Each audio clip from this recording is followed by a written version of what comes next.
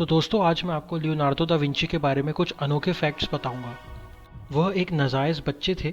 Leonardo का जन्म विवाह के बाद सियर पियरो, एक अमीर फ्लोरेंटाइन नोटरी और कैटरीना नामक एक युवती किसान के घर हुआ था।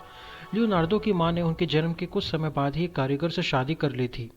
लियोनार्दो को सियर पियरो के लीगल बेटे के रूप में माना जाता था और वो अपने परिवार की संपत्ति पर बड़े हुए थे।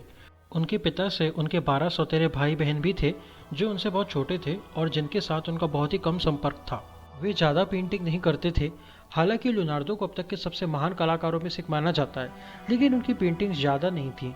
वास्तव में वे केवल 17 जीवित कार्य हैं जिन्हें निश्चित रूप से उनके लिए जिम्मेदार ठहराया जा सकता है। इसका एक हिस्सा उनके बिजी दिमाग के कारण था। साइंटिफिक रिसर्च और इंजीनियरिंग मामलों में व्यस्त होने के कारण वे अक्सर बिजी रहते थे, जहां वे कमीशन स्वीकार नहीं कर रहे थे या ज़्यादा पेंटिंग नहीं करते थे। उनकी कुछ प्रसिद्ध रचनाएं जैसे द बैटल ऑफ अधियारी और लेडा केवल शुरू के स्केचेस या अन्य पेंटर्स द्वारा बनाई गई थी और उन्हीं के माध्यम से जानी जाती थी, जो समय के साथ खो जाने, नष्ट हो जाने या खराब हो जाने के बाद होती थी। हालांकि उनकी एक्स्ट्रॉर्डनरी रेपुटेशन और पेंटिंग की शक्ति को बयां करती हैं। इतने कम पेंटिंग्स के बाद भी अपने समय के कलाकारों और आने वाली पीढ़ियों के लिए उनके प्रभाव को कम करना इम्पॉसिबल है। वे मानव शरीर में बहुत इंटरेस्टेड थे। लियोनार्दो की नॉलेज की इच्छा मानव शरीर में भी फैल गई। जो पहले से नॉलेज उनके पास था वो इससे संतुष्ट नहीं हुए। उन्होंने मिलान, फ्लोरेंस और रोम के अस्पतालों में 30 से ज़्यादा ह्यूमन डायसेक्शन करके अपने नॉलेज को गहरा किया। एनाटॉमी के लिए उनका जुनून इतना बढ़ गया कि उनके लिए स्टडी का अपना क्षेत्र बन गया। इस बात से इंडिपेंडेंट कि उसके आर्टिस्ट्री काम कैसे प्रभावित हो सकते हैं।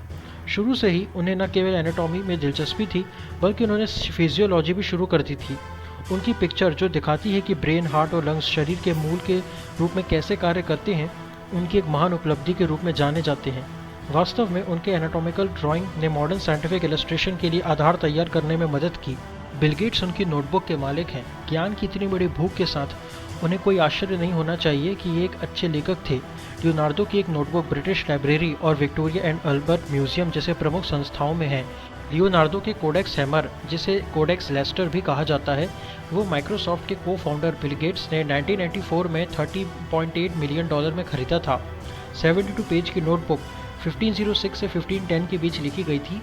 उनने आकाश के नीले होने से लेकर चंद्रमा की चमक तक पानी की गति कैसे कम करते हैं और फॉसिल ओरिजिनेट कैसे होते हैं, इस पर कई वैज्ञानिक विचार दिए हैं।